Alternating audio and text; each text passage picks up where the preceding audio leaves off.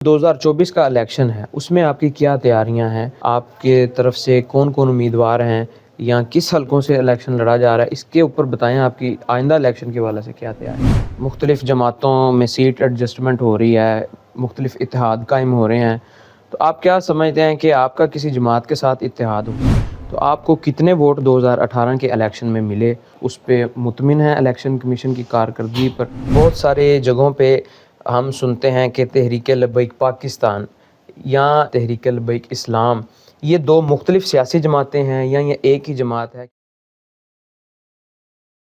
بسم اللہ الرحمن الرحیم۔ تمام تعریفیں رب ذوالجلال کے لیے ہیں جس کے حکم سے بالاتر کسی کا حکم نہیں، اور کروڑوں درود و سلام ہو حضرت محمد مصطفیٰ صلی اللہ علیہ وسلم پر، جن کے نظام کے جیسا کسی کا نظام نہیں۔ ناظرین، آج ہمیں وقت عنایت کیا تحریک لبیک اسلام کے مرکزی جنرل سیکرٹری جناب چودھری نصر اللہ وڑائچ صاحب نے۔ آج ہم ان سے گفتگو کریں گے جو ان کی پولیٹیکل پارٹی ہے، مذہبی طور پہ بھی وہ بہت ہمیں آگے فرنٹ لائن میں نظر آتی ہے، آگے الیکشن کے حوالے سے کیا تیاریاں ہیں اور ان کی جماعت کا ماضی کیسا رہا ہے، اور جو ابھی حالات حاضرہ سیاسی طور پہ بنے ہوئے ہیں اس حوالے سے ان کا موقف جانیں گے۔ سب سے پہلے تو آپ کا ہم بہت شکریہ ادا کرتے ہیں، آپ نے اپنے مصروف اوقات میں سے وقت عنایت کیا۔ آپ پہلے ہمیں جو ہے ہماری آڈینس کو یہ بتائیں کہ ابھی الیکشن کی تیاریاں جو ہیں وہ بالکل عروج پر ہیں، مختلف سیاسی جماعتیں اپنی کمپین میں مصروف ہیں اور اس کے علاوہ مختلف جلسے ہو رہے ہیں، تو آپ کی جو پارٹی ہے تحریک لبیک اسلام، اس کا آئندہ 2024 کے الیکشن کے حوالے سے کیا تیاریاں ہیں؟ آپ کہاں دیکھ رہے ہیں ملک کے حالات کو، اور سیاسی طور پہ اپنی جماعت کو آپ کیا جو ہے وہ کس نہج پہ سمجھتے ہیں؟ بسم اللہ الرحمن الرحیم۔ بہت شکریہ سفیان صاحب، آپ نے ہمیں اپنے پروگرام میں مدعو کر کے شکریہ کا موقع دیا۔ جو ملکی حالات ہیں وہ آپ کے سامنے ہیں، بڑے ابتر ہیں، ملکی معاملات جو ہیں وہ بڑے خراب ہیں اس وقت۔ ان کا سب سے پہلے تو یہ ہے کہ الیکشن ہو جانے چاہیے، الیکشن کے سوا اس کا کوئی چارہ نہیں، کیونکہ ہر پارٹی ہر ادارہ جو ہے وہ آپس میں گتھم گتھا ہے۔ تو سب سے پہلے تو یہ ہے کہ ان الیکشن کو ہو جانا چاہیے۔ دوسرا، جو ہماری پارٹی ہے تحریک لبیک اسلام، وہ ایک مذہبی پارٹی بھی ہے اور سیاسی پارٹی بھی ہے، اور ہم الحمدللہ اس وقت ملک پاکستان میں الیکشن کنٹیسٹ کر رہے ہیں۔ بلوچستان میں بھی ہمارے نمائندگان جو ہیں وہ الیکشن لڑ رہے ہیں، پنجاب میں بھی لڑ رہے ہیں، باقی صوبوں میں بھی لڑ رہے ہیں۔ تو ہم الحمدللہ الیکشن 2024 جو ہے وہ ہم بخوبی کنٹیسٹ کر رہے ہیں۔ ہمیں بتائیے کہ 2018 کا اس سے پہلے الیکشن رہا، جی، اس میں آپ کی پارٹی نے جو ہے وہ الیکشن لڑا اور بھرپور اور مختلف جگہ سے آپ کے نمائندگان بھی اس میں تھے، تو آپ کو کتنے ووٹ 2018 کے الیکشن میں ملے، اور آپ اس پہ مطمئن ہیں الیکشن کمیشن کی کارکردگی پر؟ اس حوالے سے ہمارے عوام کو الحمدللہ ہماری پارٹی تحریک لبیک اسلام نے 2018 کا جو الیکشن لڑا ہے وہ ہم نے بہت زیادہ ووٹ حاصل کیے، 10 لاکھ سے زیادہ ہم نے ووٹ حاصل کیے ملک پاکستان میں۔ تو میں سمجھتا ہوں کہ ہماری پارٹی 2018 میں کامیاب ترین پارٹی تھی، یعنی ہماری پارٹی صوبہ پنجاب میں 9ویں نمبر پر تھی، یعنی 2018 کا الیکشن ہم نے بھرپور لڑا، اور وہاں عوام نے اور جو مذہبی لوگ تھے، جو سمجھدار لوگ تھے، جو پڑھے لکھے تھے، انہوں نے ہمیں بہت پذیرائی دی۔ پہلے ہی الیکشن تھا 2018 کا ہمارا، اور ہم نے وہ بھرپور لڑا بھی، اور اس میں بھرپور ووٹ بھی ہم نے حاصل کیے، اور بہت کامیاب رہا وہ ہمارا 2018 کا الیکشن۔ یعنی کہ آپ کی پارٹی رجسٹرڈ ہونے کے بعد پہلا الیکشن تھا وہ، پہلا اور اس الیکشن میں تھا، 10 لاکھ ووٹ، 10 لاکھ سے زائد ووٹ ہم نے حاصل کیے تھے۔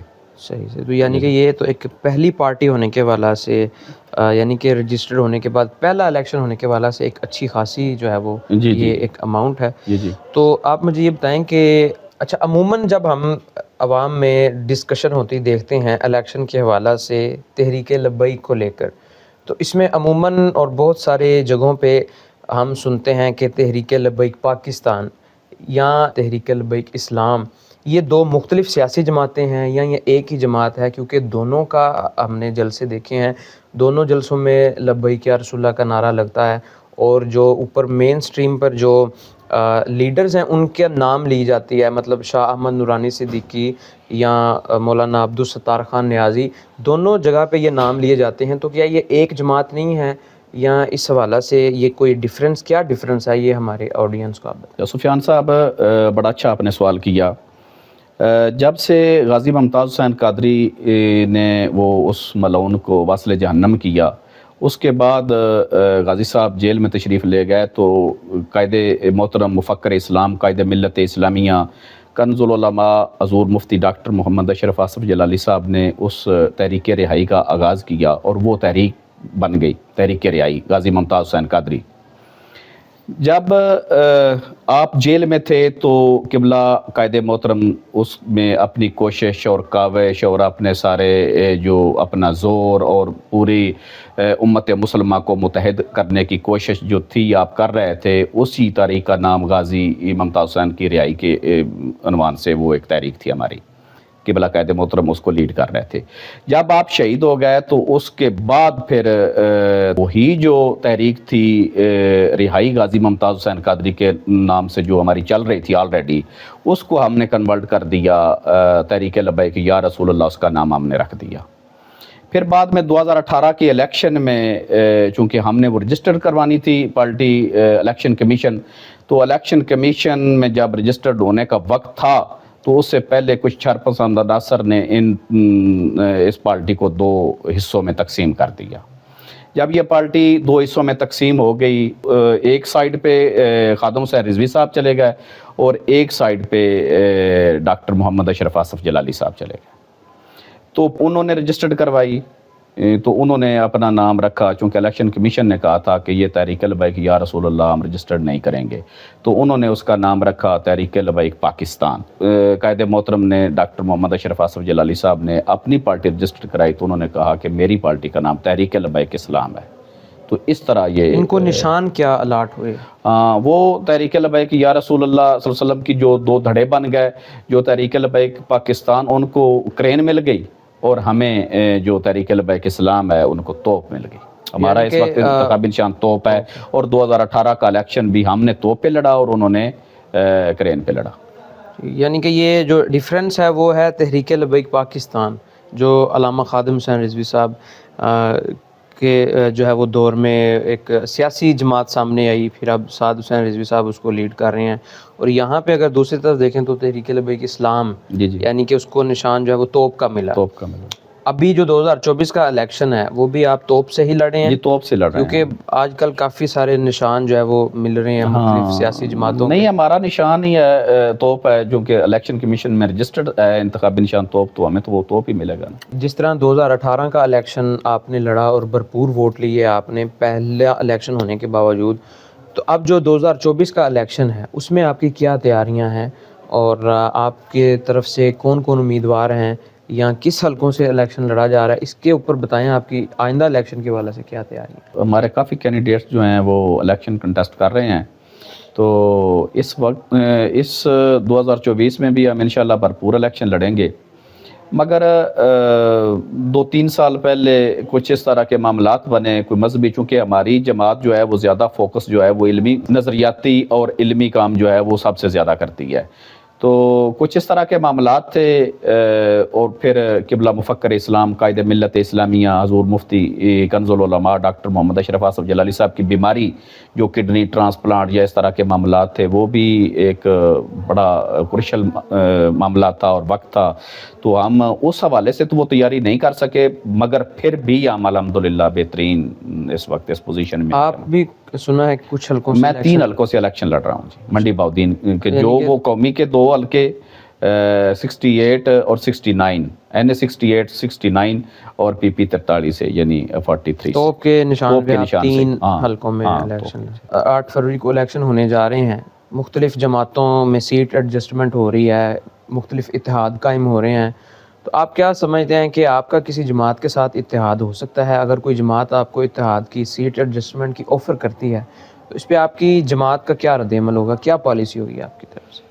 سفیان صاحب، ہمارا جو ملک پاکستان ہے، جو ہم نے 20 لاکھ سے زیادہ قربانیاں دے کر حاصل کیا تھا، جو ہمارے اسلاف نے حاصل کیا تھا، جو اہل سنت و جماعت جو ملک پاکستان کی سب سے بڑی جماعت ہے، 80% سے بھی زیادہ جماعت ہم اس کو گردانتے ہیں. یہ اہل سنت کے اسلاف جو اکابرین نے انہوں نے یہ حاصل کیا تھا، اور اسی فکر پر تحریک لبیک اسلام جو ہے وہ ہماری پارٹی ہے، سیاسی پارٹی. تو جو ہمارے منشور سے، ہمارے نظریے سے اتفاق کرے گا ہم اس سے ضرور کریں گے، جو نہیں کرے گا ہماری اس سے معذرت ہے. اس میں آپ بتائیں کہ آپ جن اصولوں پر اتحاد کر سکتے ہیں، کیونکہ میری نظر میں آپ نے اگر آپ کا مقصد اسمبلی تک پہنچنا ہے تو اس میں بہت سارے مراحل کو لے کر چلنا پڑتا ہے ساتھ. تو اس میں آپ کیا سمجھتے ہیں کہ آپ کے کیا اصول ہیں جن پر کوئی آئے تو آپ اتحاد کر سکتے ہیں، جو اس لائن سے باہر ہو آپ اس کے ساتھ اپنی ایڈجسٹمنٹ وغیرہ نہیں کریں گے؟ اب اپنی تھوڑی اس میں پالیسی بتا دیں، کیا پالیسی ہے آپ کی سوال؟ جو اہل سنت کے مسلمات ہیں، جو نظریات ہیں، وہی ہماری ریڈ لائن ہے، وہی جو اس کو فالو کرے گا ہم اس کے ساتھ اتحاد کرنے کو تیار ہیں. جو نہیں کرے گا وہ پہلے میں نے کہہ دیا ہے کہ ہم اس کے ساتھ اتحاد نہیں کر سکتے. آپ کیا سمجھتے ہیں کہ آپ کے علاقے میں اور بھی مختلف سیاسی جماعتیں الیکشن لڑ رہی ہیں جن حلقوں سے آپ نے بتایا، تو آپ نے جو ہے وہ تحریک لبیک اسلام کو ہی کیوں چنا، جبکہ اور بھی بہت ساری مذہبی تنظیمیں بھی ہیں، سیاسی طور پہ بھی ہیں؟ تو کیا آپ سمجھتے ہیں ان مختلف باقی سیاسی جماعتوں اور مذہبی جماعتوں کے جو سربراہان ہیں ان میں اور ان میں آپ کیا بنیادی فرق سمجھتے ہیں؟